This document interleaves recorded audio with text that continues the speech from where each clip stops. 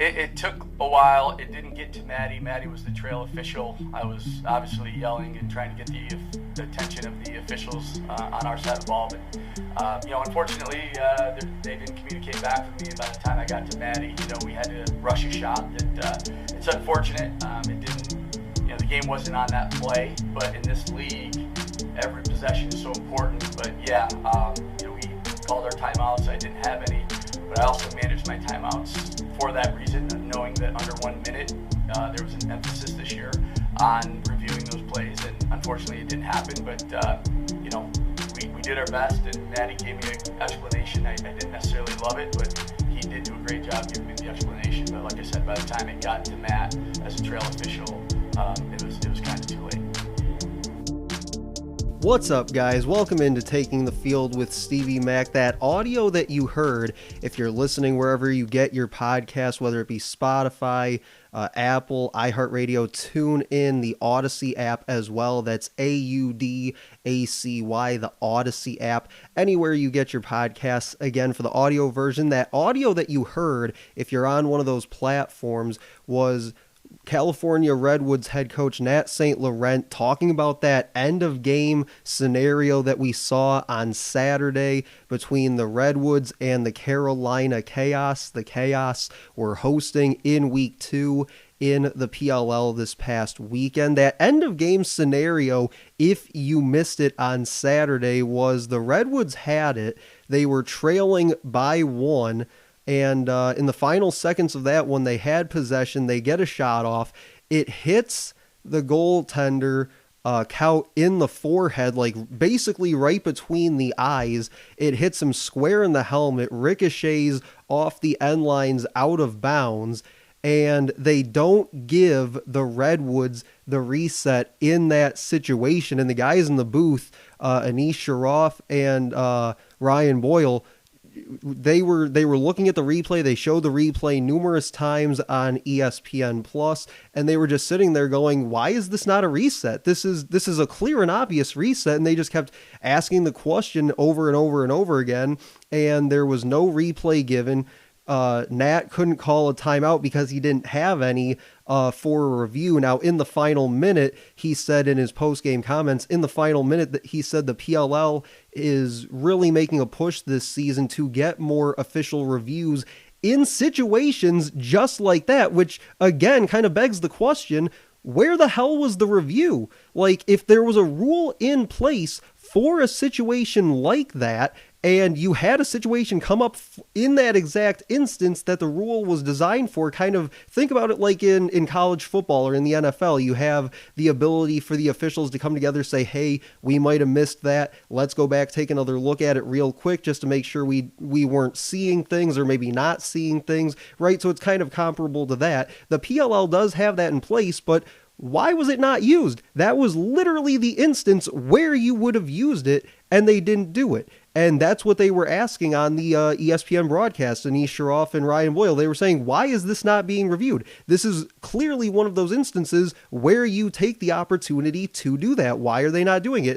And Nat St. Laurent was asking, as he said in his comments that you heard to open the show, he was asking Maddie Palum the exact same thing. Why isn't this being reviewed? Why can I not even ask for the review in this instance? Like, if you're not going to take the initiative to do it, why can I not sit here and say, hey, you might want to go take a look at this because I think that you missed something pretty egregious. And I think that also begs the question then, when you have people sitting at the scorer's table like Seth Tierney, who they talked to on the ESPN broadcast and basically asked him the same thing, hey, why are they not taking a look at this? If it were you, would you be taking a look at this? And he does give a sort of a politician's answer where he kind of just recaps everything that we already knew about the situation. But then at the end, he does say, but yes, to answer the question, yes, I would, if it were me, I would be going back and taking a look at this. I'm not exactly sure why they aren't. But to go back to what I was about to get into is that kind of begs my question is, if you have people at the scorer's table like Seth Tierney, like Rachel DeCecco, why do they not have the ability, or why do they not have the power to make that kind of a call? Why do they not have the ability to hit the air horn, which is sitting right there at the scorer's table with them, and say, hey, we just looked at it on the field, on the replay system, which again is sitting right there next to them. And you guys clearly missed this. We need to take a look at this one more time. It clearly goes off his helmet right between the eyes, basically a dead shot right between the eyes. We need to go back. We need to correct this. We'll check how much time's on the clock. Obviously, the shot clock resets, so that should be a pretty easy fix right there. But again, when they're sitting right there at the table, why do they not have the ability to? Because Seth even said it himself. If it was me, I'd go back and review it. Well, again, that begs the question, why can't it be you? Why can't you sit there and again, blow the air horn or whatever and sit here and say, hey, you guys need to come over here. You need to take a look at this because it clearly ricochets off his forehead and out of bounds. This needs to be a reset for the Redwoods. And we need to go back and make sure that we've got this thing right. Now, I will say, just as Nat St. Laurent says in his comments, it's not the reason they lost. They do still need to work on some things, obviously. That's not just a coach's answer. I think that's obviously the truth. You'll never have a coach, I think, in that instance say, yes, this is the one and only reason that we lost this game. I thought his comment as a whole, and that was the full comment that we heard to open the show, that comment I don't have an issue with whatsoever, because he's not blaming the officials there. He's more so just asking the question again, why couldn't it be reviewed? And I think that's a fair question to ask, and it's something that needs to be asked.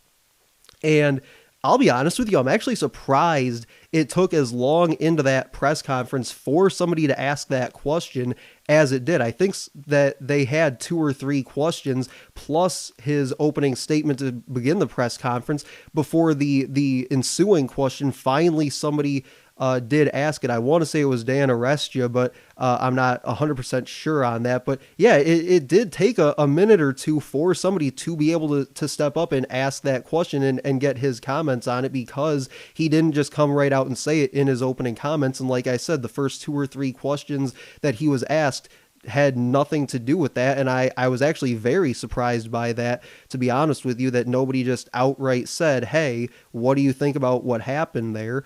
But I digress. So I definitely think that there needs to be something, because if that is the rule, that inside of 1 minute or whatever it is that Nat St. Laurent said, if that is kind of the emphasis, as he put it, by the league in those kinds of situations, why do people like Seth Tierney, like Rachel Checo, why do they not have the authority to be able to stop play and say, hey, I think in real time on the field, you guys might have missed this. This is something that we caught on our replay system. Let's make sure that we go back and get this right. So I do think that the Redwoods did have a legitimate gripe in that situation. The fact that in no way was reviewed at all, or even that they put any thought into reviewing it, I thought was kind of egregious in itself. So that's something that I think moving forward, the PLL definitely needs to look at and address. And then I think the other big storyline from the weekend as a whole, but in Saturday's games, in specific, was again the Archers just choking on a huge lead in the second half. We saw back in week 1 at one point in that game against the Water Dogs, they were up 12-4 before the Water Dogs ended on a 7-point run to fall to the Archers 12-11. And then kind of similar the other night, but this time they went full choke mode, as I think I put it on Twitter the other night after the game ended. They went full choke mode this weekend against the Outlaws and really let Brennan O'Neill take over in the fourth quarter, and obviously bearing the overtime winner as well, because, and they talked about this on the broadcast too, is you know where the ball's going. You know exactly where that ball's going. You know who they want to get it to. They just swing it around the perimeter, get it to Brennan O'Neill, kind of clear out space for him and let him do what he needs to do. And even when they knew it was coming, they had absolutely no answer for Brennan O'Neill in the fourth quarter and overtime of that game. And a big part of the reason why they were able to make that run, and a lot of people pointed this out on Twitter as well, was the work by Luke Weirman at the faceoff, just really, I would say, almost dominating that matchup in the fourth quarter of that game, which I thought was actually kind of surprising going up against a guy like Sisselberger, who is fantastic in his own right, but you have to give a ton of credit to Weirman in that situation to essentially just play it, make it, take it lacrosse with him and Brennan O'Neill in fourth quarter and overtime of that game. So segment 2, what I want to get to is we're going to have a special guest on the show taking the field with Stevie Mack. Second and final segment of the show here, recapping week 2 in the PLL. We'll be joined by Chaos beat writer for the PLL, Hayden Lewis, coming up next on Taking the Field with Stevie Mack.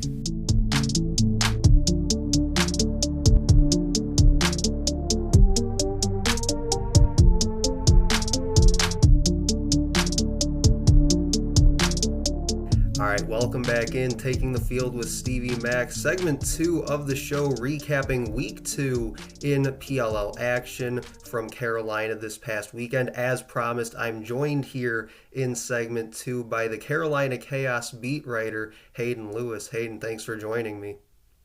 Thanks for having me on. I'm excited to talk some Chaos Lax here. Yeah, absolutely. You're actually the first PLL beat writer I've had on this season. We'll look to get a few more on as the season goes on, but glad to have you as the first one. So just kind of jumping right into it here with this segment. Chaos have already played 3 games here in 2024. And a big part of it, I think, for them in the early going has been having some of those NLL guys that, as we kind of talked off the air about, they haven't had to start the year in years past. So just kind of talk about the impact that those guys have made in this kind of early start to their season. I think right off the hop, it's just so nice having Josh Byrne because, he's MVP of the NLL. He's one of the best players in the world, and you have the argument for best attackman in the PLL. He's got some work to do with the way Jeff Teet's playing right now and some of the other guys across the league. But getting guys like him, Ty Kurtz, who's a stretch shooter but also has the inside finishing skills. You've got Canadian background players like KJ, who he's just always dynamite for the team. But you look back in years past, guys like Josh, Dane Smith, Klutch, all those guys couldn't play week 1, sometimes even a little bit longer if they were injured. So having Josh right off the start from some of those other guys, it's been great right off the bat because you have all the rookies in the offense like Knobloch and Scott. You have new faces like Jules Henneberg and Sergio Perkovic. So having guys that are set in on the offense and ready to go right off week 1 definitely made training camp a lot smoother for the younger guys and the new guys that are inserted into the roster. And it's shown in the performances.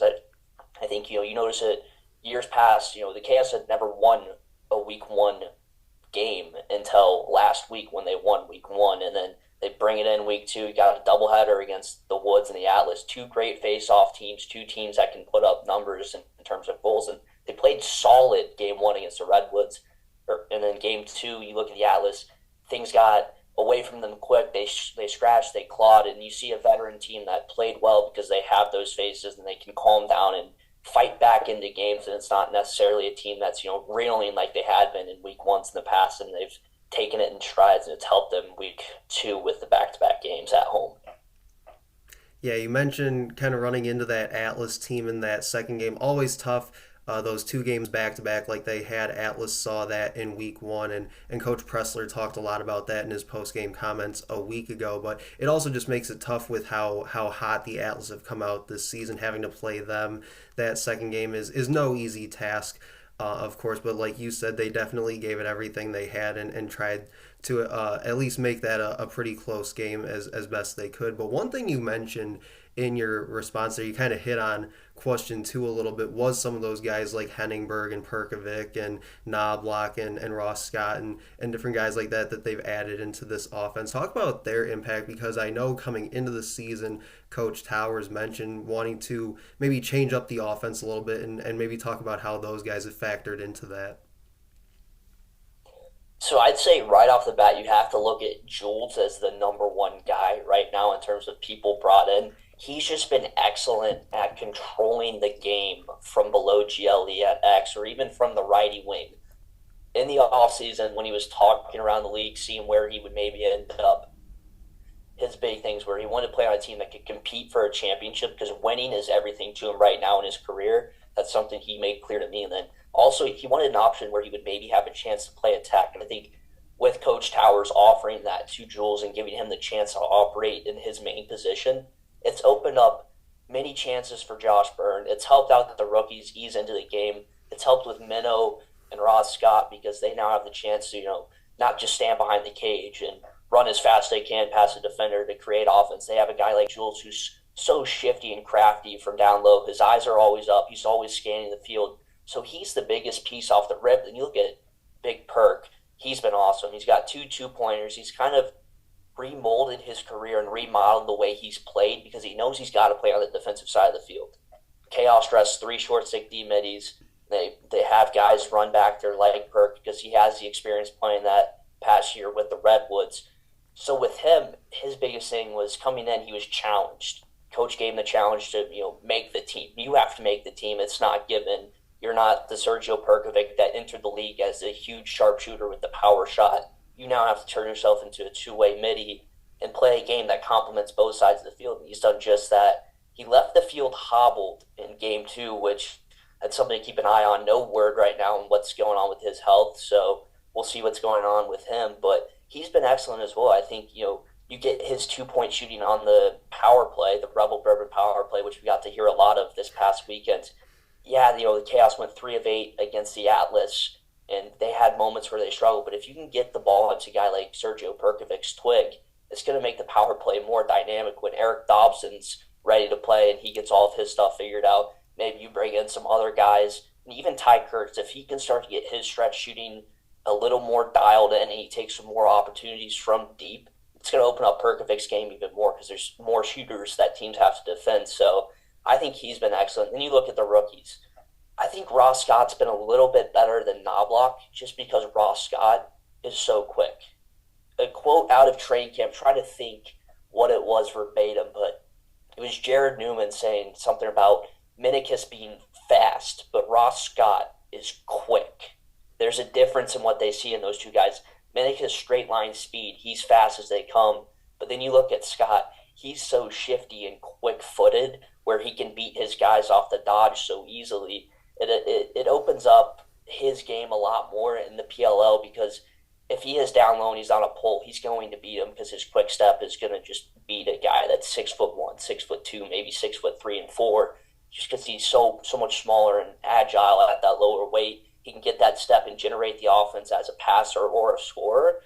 And for Knobloch right now, what we saw in college, most 90% of college bulls, they can't guard Shane Knobloch because he is just so dynamic with his roll dodges. He's so dynamic with his split. His wrists move so quick. It's kind of like Mike Janachuk, where you have that quick flick of the wrist and he can fire shots when you're least expecting it. His biggest issue right now is he took so many shots in college, which is what led to him scoring a ton of goals. He could create a separation, get those shots. He hasn't had the same level of opportunity in the PLL just because there's fewer touches. You have shorter clock, so he can't really work through his dodges and progressions as much. So he's kind of still finding his own game at the professional level, where Ross Scott kind of had an easier transition because at Rutgers for 3 years, they stuck him behind the cage, and his job was create something from down low when Shane needs a break, and we're not going to run the offense through him. And he did a great job of that for 3+ years there at Rutgers. So his game is translated a lot quicker, but I still think there's a chance for Shane Knobloch to take strides. And I think as the Canadian visas start to come, we may see some Braden Maia. He's a guy that I heard stood out above some of the other players at training camp, amongst rookies even. He's really flashy, a super skilled guy. He may even make some waves and a big impact when he joins the lineup if he does. And it's all, his issue is he's Canadian, so he's got to get that work visa in the United States. So right now, just kind of waiting on those pieces. But the rookies and the new guys, they've all have played an impact, and they've all been helpful in their own ways. I think the biggest thing right now is you have to continue to grow in the offense, and then the one look around is you look at Shane Knobloch, he's just got to find a little bit more, and I think he's fully capable of it. There's a reason why Coach Towers took him at 4. He wants the offensive upside that he brings for Shane. It's just finding that in his game, and he will do it. He's a very confident player. You saw it at Rutgers. You've seen it in the games that he's played this year in the PLL. Yeah, he only has 2 points off of 2 goals, but he's going to shoot the ball. He's going to create a separation. Once he gets going, he's one of the hardest players to stop. Absolutely. On Taking the Field with Stevie Mack, talking with Carolina Chaos beat writer Hayden Lewis. So we've talked a lot this first half of this discussion about the Carolina offense. Kind of switching over now to the defense, probably biggest storyline there is losing Blaze Reardon to that knee injury. What, if anything, have you heard about that as far as maybe a timeline of sorts? And also talk about the job that Caught has done in the cage for them in replacing him. Yeah, so the Blaze timeline is still is that 1 to 2 weeks that they gave us on SportsCenter.